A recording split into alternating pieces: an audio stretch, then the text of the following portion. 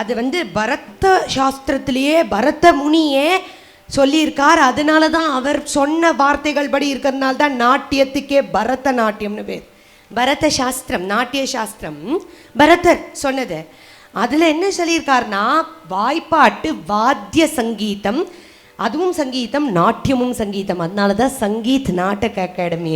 சங்கீதம்னு சொன்னாலே வாய்ப்பாட்டும் வாத்திய அந்த கானமும் அந்த நாட்டியமும் சேர்த்தி, அதனால தான் இயல் இசை நாடக மன்றம் அப்படின்லாம் இருக்கே, அது எல்லாமே சங்கீதத்துக்கு கீழே வருது. அதனால தான் தில்லை நடேசன தீட்சிதர் பாடும்போது சங்கீத வாத்தியம் வினோத தாண்டவ ஜாத பகுதர வேத சோத்யம்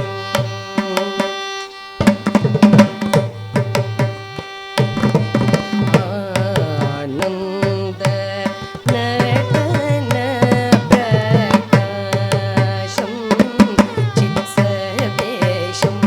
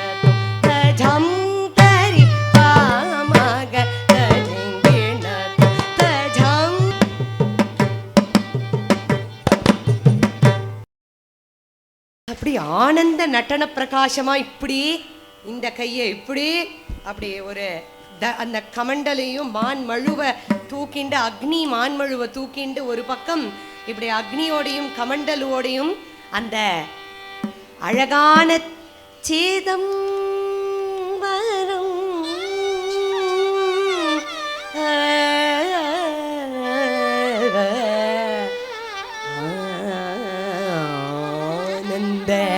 அதே ஆனந்த அப்படின்னு தீட்சிதர் போட்டிருப்பார். ஏன்னா ஆனந்த ரவுண்டடா வருது இல்லையா, உலகத்தை ரவுண்டு பண்ணா கூட சுத்தினா கூட அவனை பார்க்கும்போது, அந்த நடராஜனை பார்க்கும்போது கிடைக்கிற அந்த ஆனந்த தாண்டவ சௌக்கிய சந்தோஷ பிரம்மானந்தம் கிடைக்காது. ஆனந்த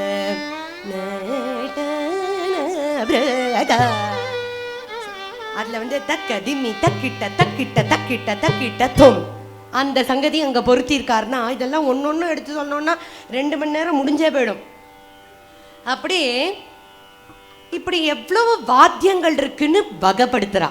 அப்போ வாத்தியங்கள், நாட்டியம், இந்த பாய்ப்பாட்டு, வாத்தியம், நாட்டியம் எல்லாம் சங்கீதத்தில் சேர்த்தி அப்படிங்கும்போது இந்த இடத்துல தான் சொல்கிறார் பெரியவா. 3வது பாகம் தெய்வத்தின் குரல்ல வாத்திய நாட்டிய வகைகள் அப்படிங்கிறதுல சொல்கிறார். ரந்திரவாத்தியம், சர்மவாத்தியம், தந்திரி வாத்தியம், லோகவாத்தியம்.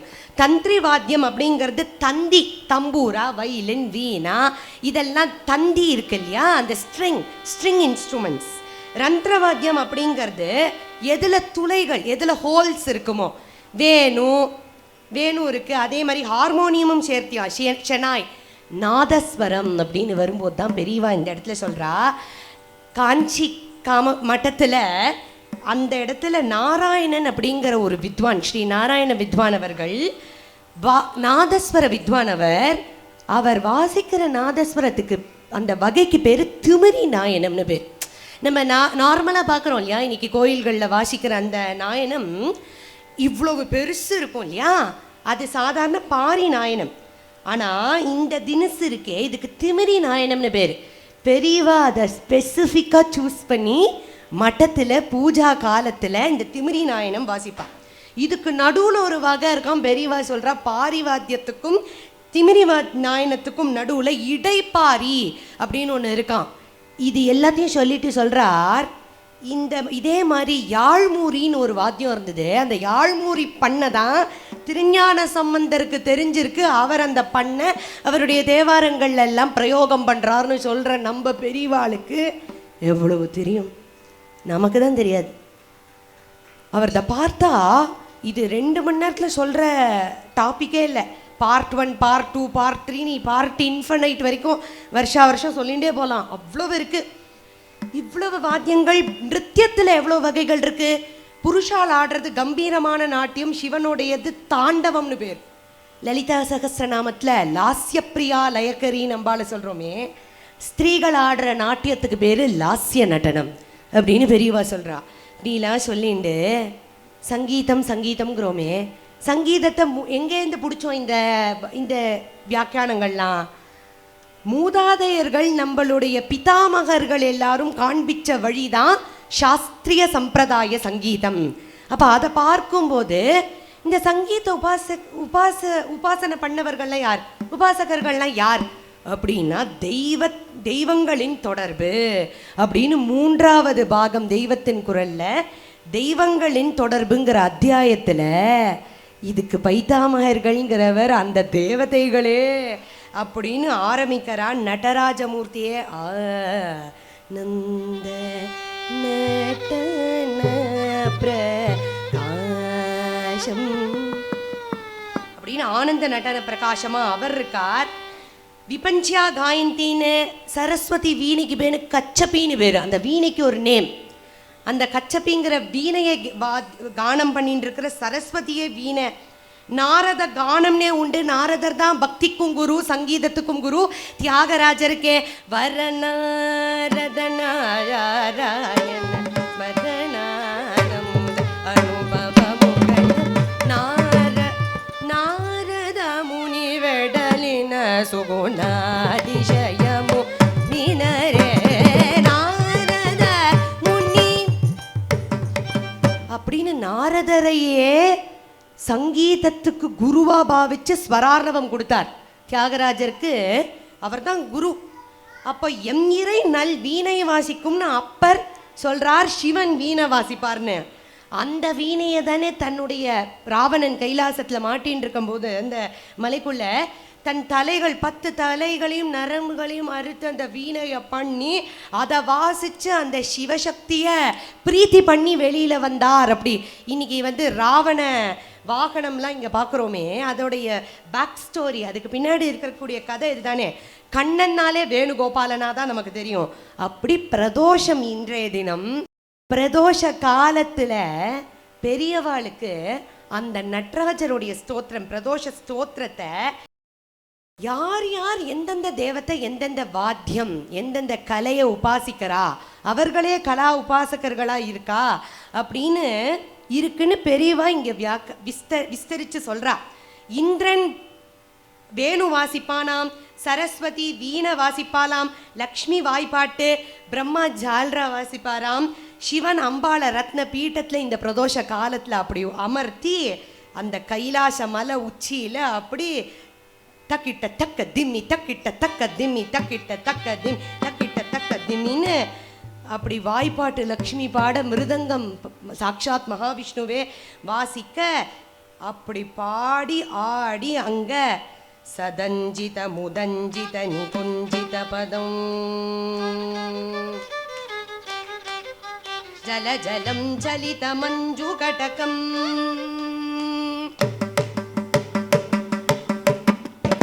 பதஞ்சலி திரிகஞ்சன மனஞ்சன நம சஞ்சல பதம்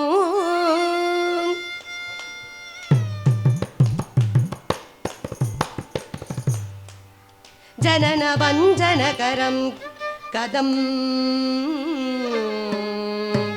கதம்பருச்சிமம்பரவசம் பரமமம்புத கதம்ப விடம்ப கச்சதம் புதச்சிவன் புதகிருதிம் புதிரவிம் பரச்சிதம்பரநடம் கிருதி பஜே பரச்சிதம்பரகிருதி பஜே பரச்சிதம்பரநடம் கிருதி பஜே சிதம்பரநடம்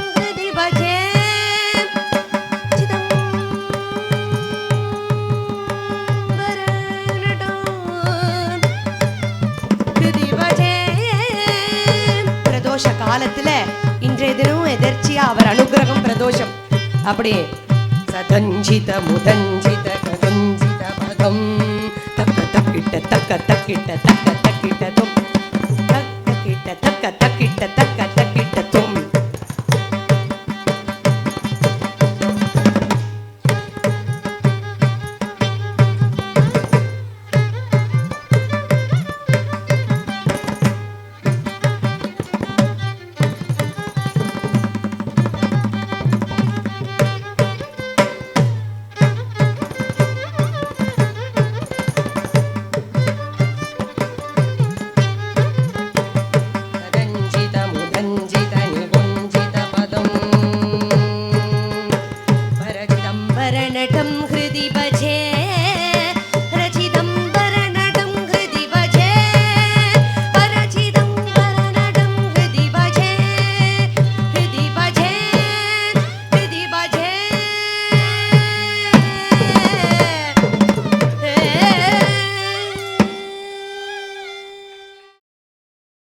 பிரதோஷ காலத்தில் அவர்களே உபாசிக்கிறாளே, அப்பேற்பட்ட சங்கீத பைத்தாமகர்கள்னா நம்மளுடைய சிவனும் பார்வதியும் லக்ஷ்மியும் அந்த விஷ்ணுவும் பிரம்மாவும் சரஸ்வதியும் முருகனும் வள்ளியும் தேவசேனியும் அப்படி தேவதைகளே வாத்திய கானம் வாய்ப்பாட்டு நிருத்தியம் நர்த்தன கணபதியே உண்டு.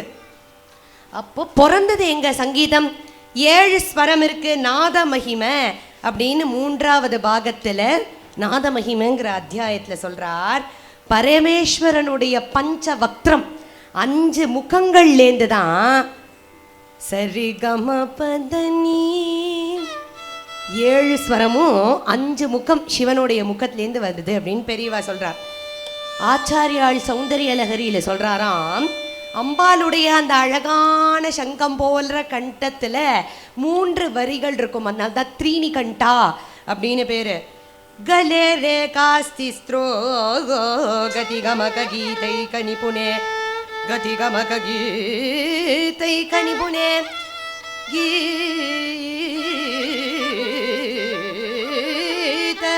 गति गमक गीतैक निपुणे गीतैक गमक गमक गमक गति गमक गमक गीतैक निपुणे विवाहभ्यानद्द प्रगुणगुणसंख्या प्रतिभुवः विराजन्ते नानाविध मधुररागाकरं मधुररागाकरं मधुररागाकरं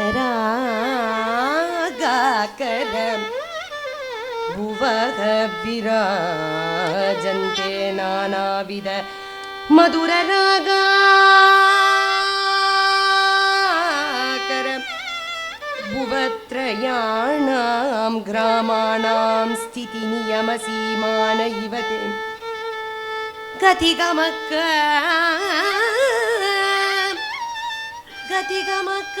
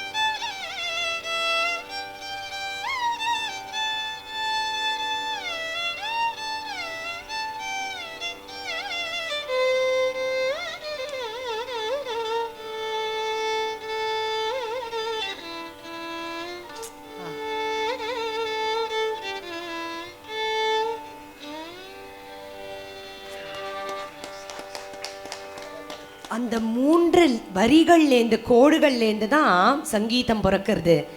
அந்த சிவனுடைய பஞ்சவக்திரங்கள்லேருந்து தான் அந்த 7 ஸ்வரமும் பிறக்கிறதுங்கிறத தான் சத்யோஜாதாதி பஞ்சவக்த்ரஜ சத்யோஜாதாதி பஞ்சவக்த்ரஜ சரி கம பதனி நிதபமகரி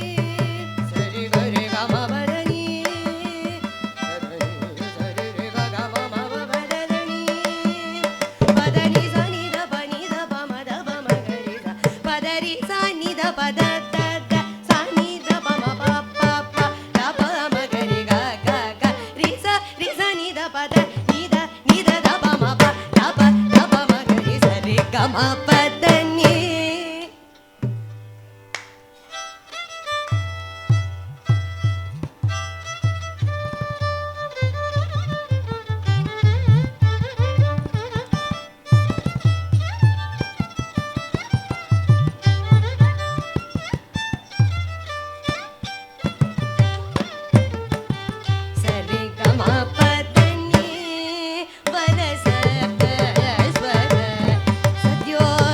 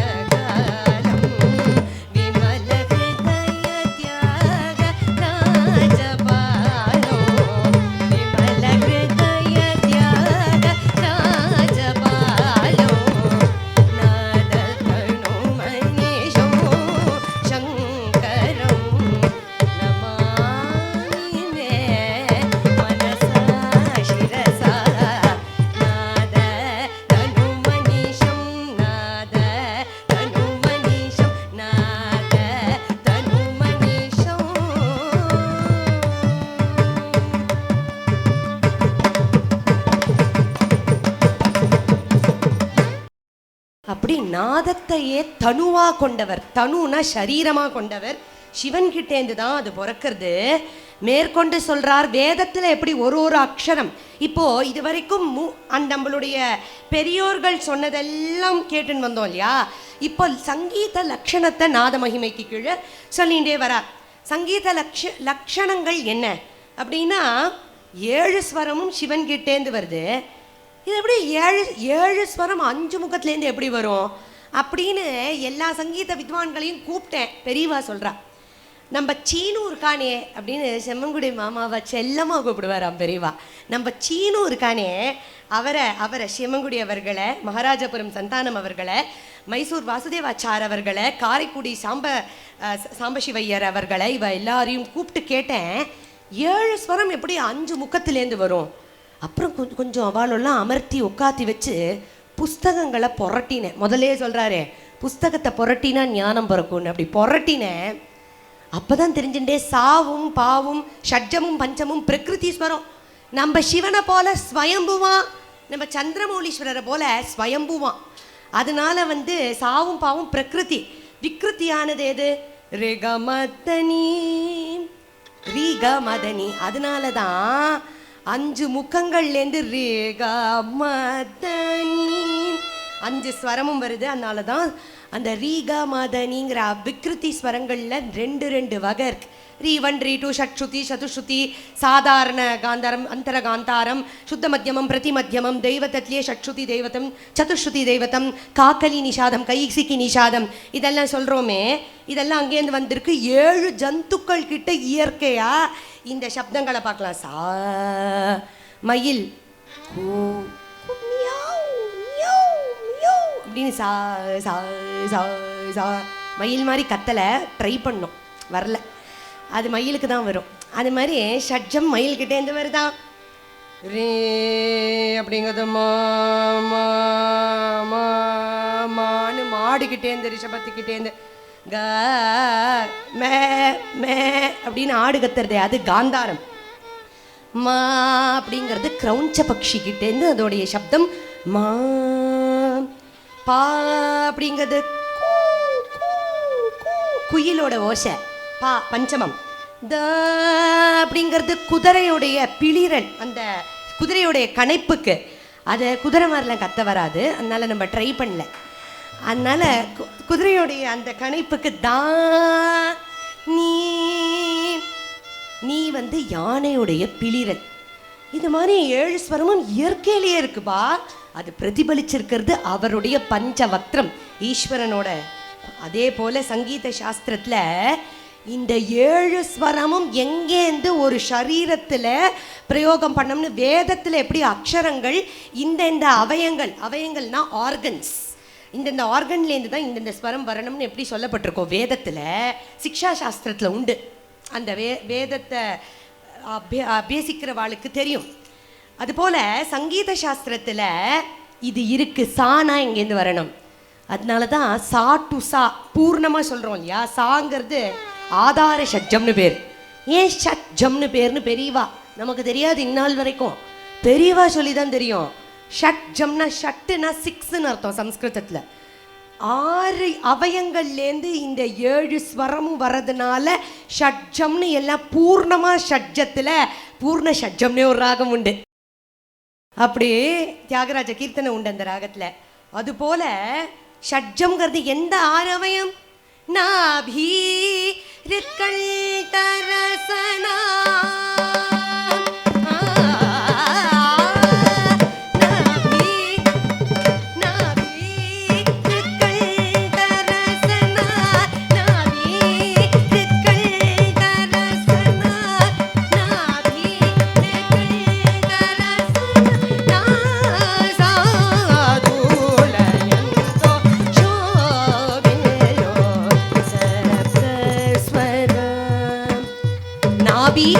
ஹிருதயம். நாபின்னா அடிவயர். ஹிருதயம் எல்லாருக்கும் தெரியும். ஹிருதயம். கண்டம்ங்கிறது தொண்டை. ரசனானா நாக்கு. நாசம்னா மூக்கு. 5 தானே சொல்லியிருக்கேன். 6வது என்ன? அது வாய். வாய் இல்லாம இப்படி பாடினா யாராவது கேட்பாளோ? அப்போ அதையே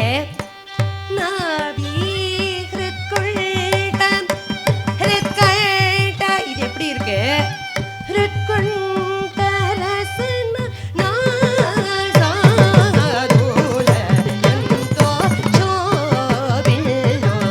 அப்ப வாய ரவுண்டா வச்சுக்கிறதுல என்ன, அதுல அவ்வளவு மகாத்மியம் இருக்கு இல்லையா? அப்ப ஒரு ஒரு அவயமுமே ரொம்ப முக்கியம் அப்படிங்கிறது தெரியறது இல்லையா? ஷோபில்லோ சப்த ஸ்வர ஷோபில்லோ சப்த ஸ்வர ஷோபில்லோ சப்த ஸ்வர ஷோபில்லோ சப்த ஸ்வர சுந்தரோல பஜ்பவே மனசா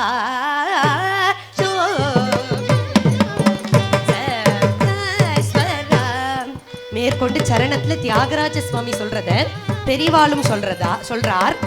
காயத்ரி மந்திரத்துக்கு சமமானது இந்த 7 ஸ்வரமும்.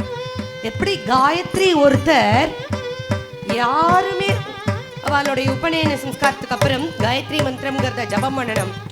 அதுக்கு என்ன பிராயஷ்சித்தம், இதுக்கு என்ன பிராயஷ்சித்தம்னா சர்வத்துக்கும் பிராயஷ்சித்தமா கவச்சமாவும் ஒருத்தருக்கு ஒரு புருஷாளுக்கு அவருடைய பரிவாரத்துக்கும் சேர்த்து அந்த புருஷர் காயத்ரி மந்திரத்தை ஜபம் பண்றதுங்கிறதுக்கு அவ்வளோ மகாத்மியம் இருக்கே.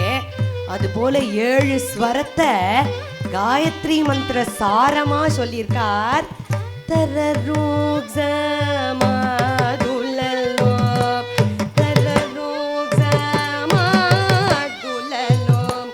வரகாயத்ரி ஹிருதயமுனா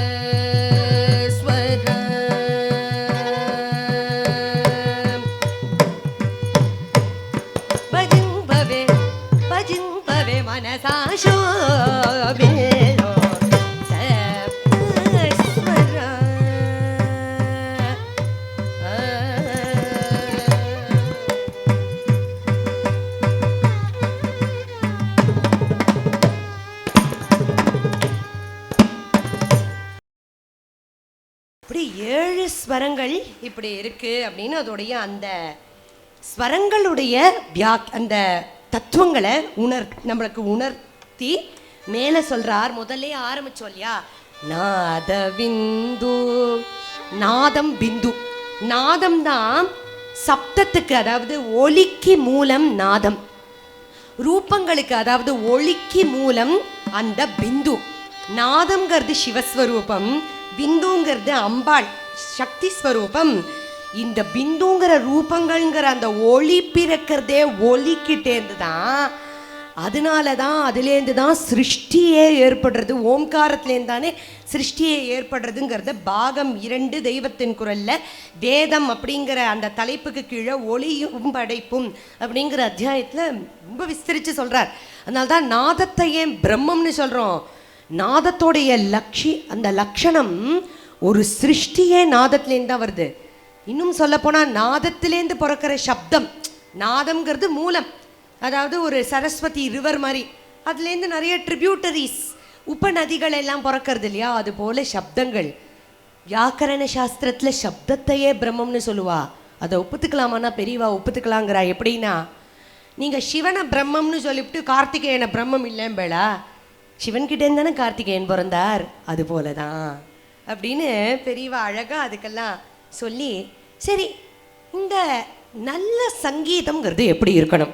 இப்போ இதை ரொம்ப கிராமட்டிக்கலாக இத்தனை நாள் சொல்லியிருந்தார் இல்லையா, சாமானியாளுக்கும் புரியுற மாதிரி சங்கீதம் தெரியாதவாளுக்கும் சங்கீதத்தினால என்னப்பா பயன், அதோட நல்ல சங்கீதம்னு எப்படி நம்ம தீர்மானிக்கிறது? அப்போ லட்சணம் என்ன, லட்சியம் என்ன? சங்கீதத்தோட லட்சணமும் லட்சியமும் மேலே சொல்ல போகிறார். உங்களை சொல்கிறார், யாராலையும் இப்படி இப்படி மூச்சை பிடிச்சுண்டு அக்னி அப்படி பறக்க, தலைக்கு மேலே அக்னி பறக்க ஒத்த காலில் நின்றுண்டு அப்படி அந்த ரிஷிகள் மாதிரி காத்தையே சாப்பாடாக சாப்பிட்டுண்டு அப்படிலாம் தப்பஸ் இன்னைக்கு யாராலையும் பண்ண முடியாது. ஒரு க்ஷணம் நம்ம ஃபோனை இப்படி எடுத்து இப்படி வச்சுட்டு பண்ணலான்னு நினைக்கும் போது தான் டிங் அப்படின்னு ஒரு சப்தம், அதில் ஏதோ ஒரு அன்வான்ட் மெசேஜ். அப்போது நம்ம மனசை அடக்கிறதுக்கு முடியல இல்லையா. நல்ல சங்கீதம் எதுவான், ஒருத்தர் பாடும்போது ஃபோனை மறந்து தன்னை மறந்து எல்லாத்தையும் மறந்து ஃபோனை பார்க்காம எதையும் பார்க்காம எதையுமே நினைக்காம இப்படி 2 மணி நேரம் இங்கே உட்காந்து பாடி பேசி கேட்டு பெரியவாளை அனுபவிக்கிறோமே, இதுவே பெரிய யோகம்னு விஷாக்காம்மா சொல்லுவா. அடே என்னுடைய குருவம் சொல்லுவா, இதுவே பெரிய யோகம் இன்னைக்கு இந்த கலியுகத்தில். அப்போ அதை தான் பெரியவாளும் சொல்கிறா, நாதத்தில் ஒன்றும் இல்லை, சா